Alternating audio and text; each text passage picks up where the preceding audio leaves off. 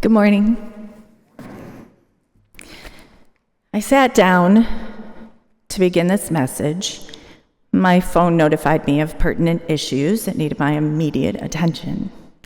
I thought, how will I find the time to share what it's like to be a mother if the interruptions don't cease?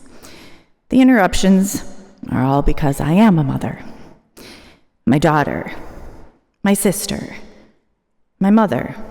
Therefore, they're only categorized as blessings, one right after the other. As a child, I regularly pictured being a wife and mother. Fast forward to college.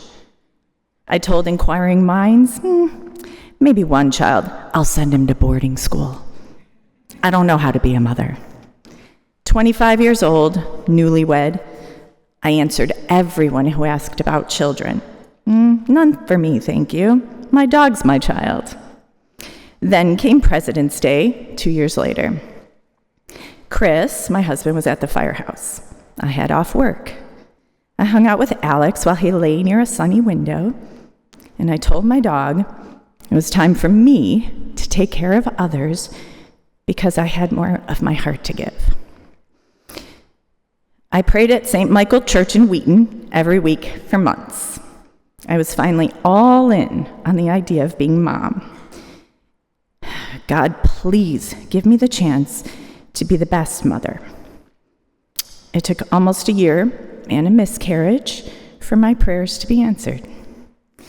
Nauseous, fatigued every day for 9 months. Bring it on. I can handle it. Maternity leave over, I went back to my marketing job in Schaumburg at part-time hours. 21 years ago, I was lucky enough to work 2 days from home. The days I left him for the office were all about getting back home. A month before Cade Hamilton turned 1 year old, the company moved my department to a team in Nebraska. My coworkers scrambled to find other positions within the company. Chris and I embraced the layoff as a blessing and made the decision for me to be a stay-at-home mom with Cade. God answered me once again. I realized God's presence today, but was I too sleep-deprived and relieved to see him all those years ago? The joy was palpable. Let all the earth cry out to God with joy. I was fully absorbed in motherhood. When Cade was 2.5, we were ready to grow our family. A miscarriage again delayed our hopes. Sick again for 9 months? Why not? Nothing could bring me down. I was having a baby girl. Nalia Bliss instantly touched our world. My world was so minute. I didn't follow world news. I barely noticed what was going on around me. They had my undivided attention. Chris thought we were done. I knew there was more love to go around. Now I just needed to convince him. You won't have to do much. I'll bathe them. I'll cook the meals. I'll take them to the playground. One day he responded, I barely get to golf. I'll never go golfing if we have a third. And the deal was made. Once I committed to letting him find time to golf, he committed to Magnus Christopher making our family complete. Here we are, 3 beautiful, amazing children. Me, the lucky mom who gets to stay home, be with them every day. Hear what God has done for me. He knew I could do it. I couldn't fail. 12 years ago, when our Cape Cod and Wheaton couldn't hold us any longer, we moved to Naperville. I was volunteering at the schools, teaching religious education on Tuesday night, and following through with activities, play dates, parties. Everything hummed. My children were happy, healthy, and fulfilled. As the world changed and the kids grew, we had a few challenges. We decided to homeschool Nolly and Magnus when COVID affected the schools. Nalia hated it. Magnus loved it. She happily went to St. Francis after 1 year of having me as her teacher. Magnus and I found a rhythm By year 2, we had such a fantastic experience. He flourished, I grew, and we kept going for 4 years. He joined Nalia this year at St. Francis, and we know it's the perfect fit for him. Magnus has always been a fast friend. He's extremely likable, and people want to know Magnus Weir. He has a memory that borders on photographic, and he's the most persistent person I know, and he'll continue to use that personality trait for good. Nalia began struggling in junior high, both emotionally and academically. Our sweet little girl was changing, and life was confusing to her. I read books about raising girls, talked to friends with daughters, and most importantly, thought back to my early teen years. This beautiful girl needed me to be patient. If she wasn't talking, I was short with my words and quiet too. If she was crying, I was listening and supportive. When she hid in her room, I baked cookies to get her down to the kitchen. It was difficult for the boys who truly didn't understand what was going on with their sister. No longer did she mediate between their constant brotherly competition for attention. While her anxiety and depression heightened, she poured her emotions into her passion for artistic expression. Her drawings were a solid comfort. Absorbing everything she learned on her own and from amazing art teachers at school, she found herself. This past year, we watched her turn back into the funny, confident, sweet girl she always was. And that sweet, amazing firstborn. Kate's always aware of others. He's quietly listening, absorbing everything around him. He began working with Chris on odd jobs when he was 9. Chris had a window cleaning business. Kate would help clean windowsills. Junior high, his friends asked him why he already had a summer job. He shrugged and responded, "So I have my own money." He began working electrical jobs with Chris and other firemen as a runner. Cade, run to the truck for this wire. Cade, grab the shovel, dig this trench. 8 years he learned the trade while he found a love for working on cars and welding. He has the ability to fail at the same thing more than a few times and not give up. He's an extraordinary role model for perseverance. Preparing to speak today, I struggled to find the time to explore these precious years of pure love. I began working in a little sheep club here at St. Thomas in August of 24. It was a lovely way to begin my search for extending my value. The children were growing independent, which is exactly what they're meant to do. And while Kate and I looked for our next work challenge, I realized my passion for health and fitness. I knew I wanted to go back into marketing, so I decided to get certified as a personal trainer in December. I found the perfect fit at Del Nor Health and Fitness Center in Geneva. And as I navigate the work world again, the children picked up more responsibility, caring for themselves and our chickens, our duck, and our guinea pigs. Oh, and a tiny little frog who doesn't go unnoticed. Hindsight is like time traveling. I can clearly see the events of the past 21 years in my mind's eye, yet I have the perspective of now. What a gift of hope God has given. God has been there through my stumbles, the obstacles, our fumbles. How do I know that? Because the 3 babies over there prove it to me every moment of every day. In the gospel, Jesus said, "I will not leave you orphans." He is with us, holding us and guiding us, and we just need to turn toward him and open our arms. Happy Mother's Day to every lucky, amazing mom out there.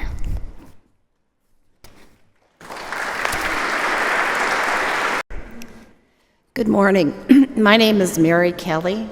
I've been a parishioner at St. Thomas for 40 years. I've been asked to share my thoughts on motherhood today as we celebrate Mother's Day. It's been interesting to write this and take the time to reflect not just on the love I have for my children and grandchildren, but on the journey that I have taken as a mother and the sacrifices of mothers before me, especially my own mother. The role of mother is one I have always wanted. As a child, I had a room full of baby dolls that I treated as if they were real babies. By high school, I was well known as the neighborhood babysitter. I happily spent many evenings entertaining toddlers and young children. Actually, I think those evenings might have been more fun than some dates I went on in high school. When it came time to choose a confirmation name, I picked a double name, Jesus Joseph. I'm not making this up. My thinking was that if I had all of the Holy Family's names, it would make me a better mother. So I was beyond despair in my late 20s when doctors told me I would never be able to have children. I remember talking to God at this time and saying, "No disrespect meant, Lord, but I think you're confused. Clearly, you have me mixed up with someone else. If you were going to choose someone to never have children, I would be about the last person you would choose. Lord, what were you thinking here?" Well, God was thinking, and as always, his plan was better than mine. My husband and I adopted 2 babies from Catholic Charities who were perfect fits for our family, and still are. To this day, I am in absolute awe of them.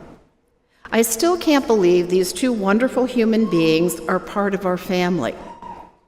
But God was not done teaching me to trust his wisdom. In my 40s, I had a surprise pregnancy and gave birth to an extremely premature baby who spent the first 3.5 months of her life in a neonatal intensive care unit. This time around, I trusted the Lord. I didn't know exactly what he was thinking, but I had learned to accept what he sent me. In the second reading, we are told to be ready to give an explanation for your hope. My unusual path to having children taught me to have hope in God in all things and trust his wisdom. The responsorial hymn psalm today says, "Let all the earth cry out to God with joy. Hear what God has done for me. Not a day goes by that I don't cry out with joy to God for the wonderful family that he has given me. His gift multiplies over the years with the additions of daughters and sons-in-law and grandchildren." I was born into the first generation of women where working full-time while having children became a norm. Whose idea was this, that women should raise children with the myriad details that this involves and have a challenging career at the same time? And more importantly, why did they convince me that I could do this?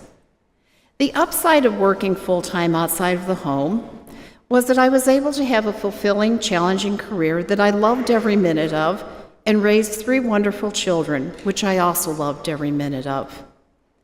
The challenge for all working mothers, of course, is balancing the daily living chores that need to be done, enabling the children to pursue interests, and spending the time with them to guide them and shape their values. While my husband was an equal partner in all of this, things did not always go perfectly. In my efforts to be the best mother I could be and the best teacher and school principal that I could be, many days were less than perfection. Instead of serving delicious, non-processed dinners on the good china in the dining room every night, I will admit to throwing a bag of McDonald's hamburgers to the children in the back seat of the car and telling them to eat quickly because we were late for soccer practice. There were times when Legos stayed on the floor until someone stepped on one in their bare feet. And if I am being completely honest, there was the time I threw the water bill away and didn't realize it until the city came to turn off the water. But despite these missteps, my children were always loved and listened to. In my early days of motherhood, I strove for perfection. A clean house, well-dressed children, and no unexpected chaos. I learned in time that other things were more important. Enjoying impromptu moments with each child, a hug when I needed it, or a spontaneous dance party with a toddler. You will make mistakes as a mother. If you don't believe me, ask my children. I often wonder if they'll use whatever money they inherit from us to pay for therapy. Maybe. I think the lesson that God taught me was that you can be a good mother without being a perfect mom. I also learned that it's okay to say, I need help, or even better to say, hey, I'm proud of myself today. While everyone's journey in motherhood is unique, we all begin at the same terrifying point as the mother of a newborn. What could be scarier than having another human being completely dependent on you? It's not as if someone interviews you for the job of a mother. When you think of it, who would accept a job that they had no training for, no owner's manual, and a boss that weighed about 7 pounds and had no regard for normal working hours? Fortunately, we learn to mother as we go because there is no other option. We learn to parent from daily experience and from our own mothers, our grandmothers, and our mothers-in-law, and from a lot of praying. I learned from my mother and mother-in-law. They love their children and grandchildren unconditionally and consider them their greatest source of joy throughout their lives. Every day for the last 44 years, I have loved my children with an unchecked passion and been overwhelmingly grateful for their presence in my life. My brother and I were young when my father became ill and my mother returned to work as a nurse. She chose to work the night shift because it would be least disruptive to our family. In retrospect, I know she was tired and worried for 30 years, but she never complained, and my brother and I thought our family life was perfect. My mother gave me 2 pieces of advice that stick with me today. She told us, never do anything you wouldn't do if I was in the room watching you. Anytime I considered doing anything even mildly inappropriate, I heard her say this in my head. It helped me make good decisions, but I think I would have had a lot more fun if she'd never said it. Her second piece of advice was, always be the best that you can be. Whether you are a mother, a teacher, a policeman, or whatever, do your best. I use this as a guiding light with my children. I tried to do my best every day. As I look back on 44 years of motherhood, I think it was the small moments that defined being a mother, like making sure I had the kids' favorite dinners ready when they came home from college, or when I started laundry at midnight because some kid forgot to take his baseball uniform out of his gym bag for a week and he needed it the next day, when I held my tongue at my children's fashion or hairstyling choices, when I felt enormous pride in my child playing hot cross buns at the first 6th grade band concert. I thought my children sounded like virtuosos, even though I was secretly wishing the PTA had had a cash bar at the event. They wouldn't have needed to have another fundraiser for the rest of the year. I still have huge boxes in my basement, all of my children's papers from grade school through high school. The children don't want them, and I know they should be recycled, but I can't bring myself to do it. These small mementos define my life and love for my children. On Mother's Day, let's celebrate and pray for all mothers. For mothers of newborns, know that you're smarter and stronger than you think. For mothers of adolescents, despite what your children say, they do want your love and guidance. For women who long to be mothers, but whose arms are still empty and their hearts aching, trust God's plan for you. For anyone grieving the loss of a mother, remember that she's not really gone, she's still in your heart. For birth mothers who make the heart-wrenching choice to share their babies with adoptive parents or have the courage to raise them on their own. For adoptive mothers whose child didn't grow under their heart, but in it. We also pray for stepmothers, godmothers, aunts, teachers who serve as a mother's place in a child's life when they need it and love them with open arms and devotion. You are all proof that love is what makes a mother. Happy Mother's Day. Good morning and happy Mother's Day.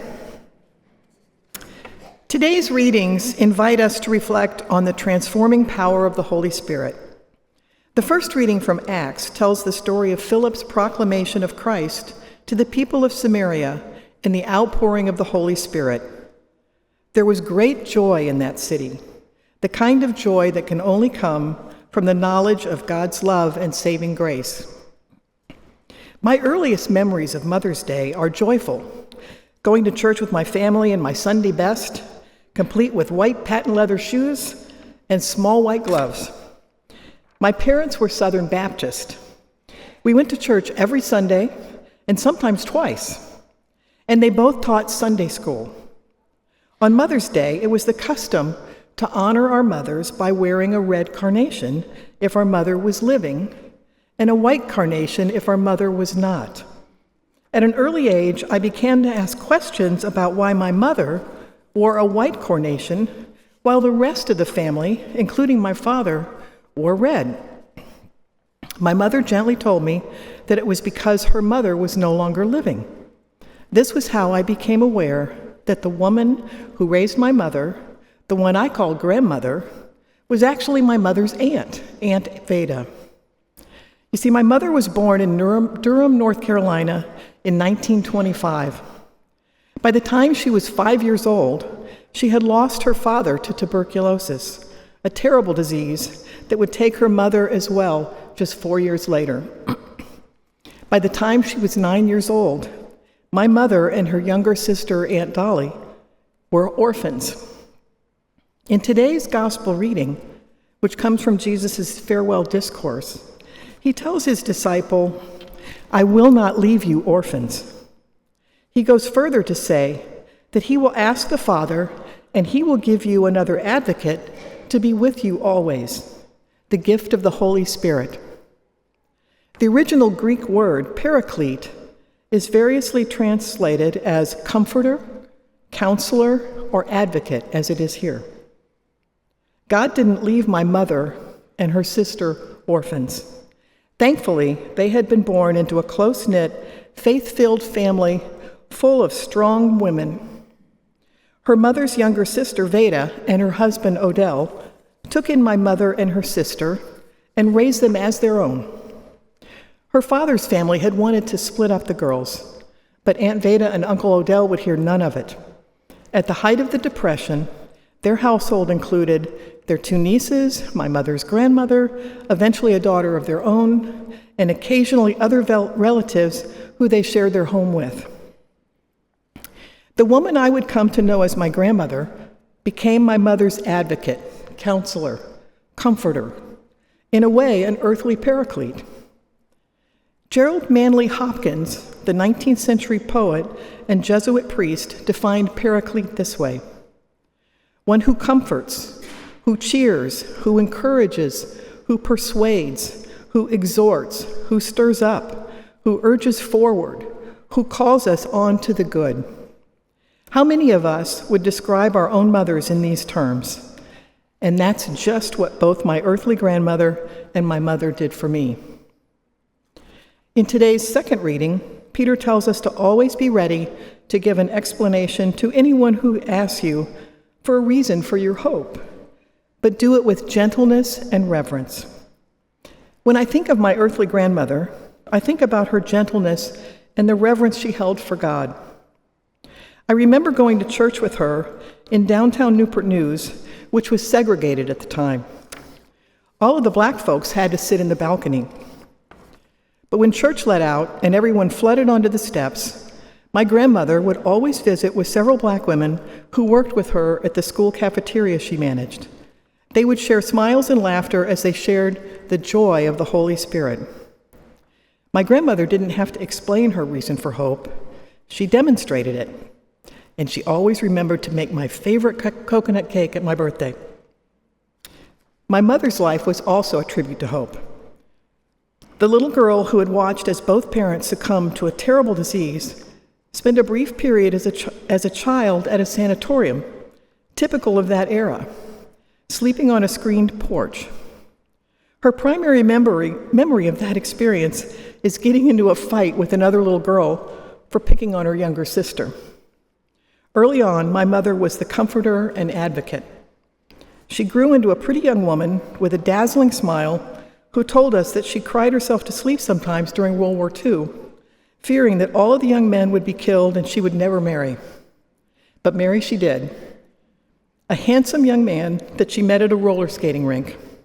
Now, for the life of me, I cannot imagine my mother in roller skates. When doctors told her that they didn't think she would ever be able to bear children, she ignored them and gave birth to 3 daughters and a son. My mother was my comforter during bouts of early childhood diseases. Remember those before vaccines? She encouraged me in everything I did. Along with my dad, she was my biggest cheerleader, as they were for all 4 of their children. She supported me through all my life's ups and downs, and there have been many. As I moved around the country, no matter how far I traveled, her support was always there. When I joined the Catholic Church in my late 30s, she was somewhat mystified, but never questioned my reasons, as she knew what was important to me, and she trusted my discernment. When I would come home to spend Christmas with the family, it was tradition for all of us to go to the 7 p.m. candlelight service with all my siblings and nieces and nephews. But as midnight approached, and I prepared to go to midnight mass at the local Catholic church, my mother would always join me. She didn't want me to go alone. And truth be known, I think she had a little holy envy for our liturgy. For the last 6 years of her life, I became my mother's primary caregiver. Through a reversal of roles, I was now her advocate, her comforter. She lived in independent housing not too far from our home in the Seattle area. I'm grateful for those years together, filled as they were with doctor's appointments and occasional emergency room trips. It was a joy to have her spend every holiday with us, even as it could sometimes be exhausting catering to her needs. When COVID hit in early 2020, we were at ground zero. The nursing home that experienced the first deaths in the U.S. was just a few miles from our house. My mother's independent living facility immediately went into lockdown, and I was only able to talk to her on the phone or wave to her through the window unless I needed to transport her to a doctor's appointment. This was extremely disorienting for my mother, as it was for so many elderly who were kept from their families in an effort to keep them safe from a deadly virus. In May of 2020, at the age of 94, my mother had a massive stroke and never regained consciousness. Thankfully, the hospital had a policy of compassion care. With precautions, they allowed one person to be in the room with my mother. And so, I sat vigil for 8 days by myself because it was too risky for my siblings to fly out to be with her. As I sat there with the woman who had given me breath and who had shaped my earliest faith, I couldn't help but feel the presence of my 2 grandmothers, the one I had never known in the flesh and the one who baked me coconut cake. I was comforted by the fact that they were on one side of eternity, ready to welcome my mother with open arms. Their love knew no bounds. In the words of Ed Baldock's song, "A Heart That Beats with Love," she will have a love that knows no end, that cannot be broken, no matter how far her child may go, and nothing can stand between love. And as Jesus promised, he will never leave us orphans. Thank you. Thank you.